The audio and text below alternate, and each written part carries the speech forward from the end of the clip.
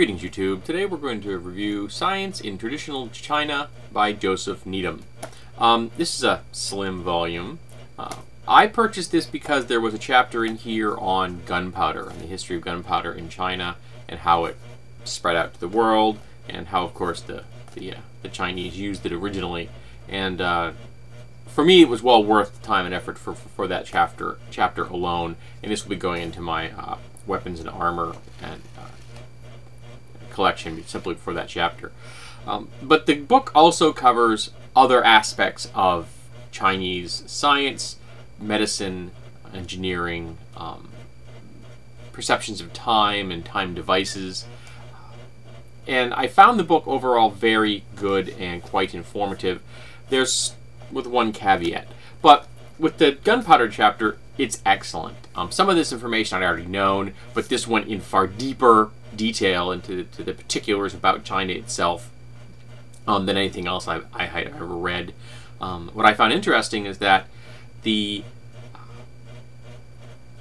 idea for gunpowder, of course, came out in general chemical experiments trying to find medicinal remedies and eternity drugs, things like that, make you immortal.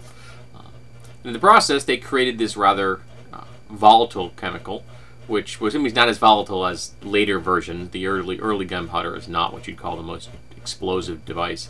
And in the process of weaponizing it, they used it to launch arrows. They used it to make rockets out of it. And what was fascinating is they made essentially single-use flamethrowers. So they would create these essentially tubes filled with material that you would point at someone and it would fire a concentrated lance of burning material. Essentially, it was a low-powered rocket engine that you pointed at someone for the purpose of hurting them. Then some genius realized if you turned the thing around and pointed it at the ground, that the thing would go into the air, hence rockets. But towards the evolution of a firearm, they realized that the expulsion coming out of this fire lance could carry something with it.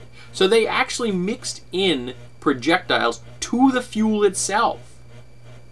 So it would fire a lance, and it was also firing out projectiles at the same time, low velocity, but still hot, burny bits of metal, just no fun at all to be hit with.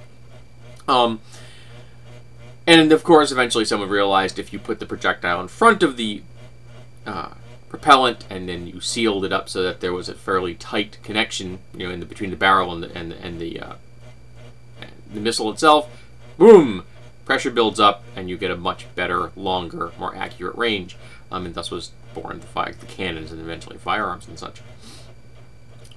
So that chapter alone was worth it. The other chapters, to my mind, were interesting. They were a little on the dry side. Now, in theory, this book was a series of talks. Literally lectures given by Mr. Needham.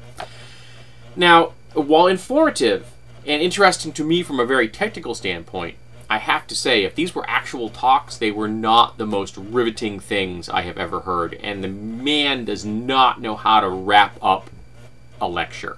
Because the lecture's kind of yeah, well, okay, we're done. And just there's no real ending. He doesn't bring it around. He doesn't, clinch it. Just when it just kind of peters out. Not good. But there's a section here in acupuncture. Now, before I go any further, let me say that acupuncture has medicinal purposes. Some of the research has shown is they think that the stimulation of pain sensors in the human body help to counteract other forms of discomfort. So you're stimulating some pain centers in an effort just to counteract the discomfort in other parts of the body or in the region that you're working on. It's not 100% clear, but there are medicinal purposes. I have personally considered undergoing acupuncture to deal with pain related to neuropathy because of my diabetes. Neuropathy is no fun. But in this, he describes open heart surgery being done with no form of anesthesia other than acupuncture. And that is complete and utter bull. That doesn't happen. That cannot happen. That sounds like Chinese government propaganda that he is perpetuating, that he has taken in lock, stock, and barrel. Hook, line, and sinker. So that made me question some of the other things that dealt with the softer sciences covered in this book. Not the hard science, because again, I had known some information about the history of gunpowder, and everything he said that I knew was spot on. So I don't really call into question his understanding of that particular topic. But I do call into question his understanding of some of the softer biological sciences that are covered in the book. But overall, if you have an interest in gunpowder and a traditional Chinese science, I think this is a book that you may want to search out. I found it at a thrift shop, I think. I'm not 100% sure where I got this one from. It's probably in one of my bargain videos somewhere. But it was a good read, a little dry, the chapters don't end well, but overall I thought it was worth my time, and if you are into that particular topic, I think it would be worth your time as well.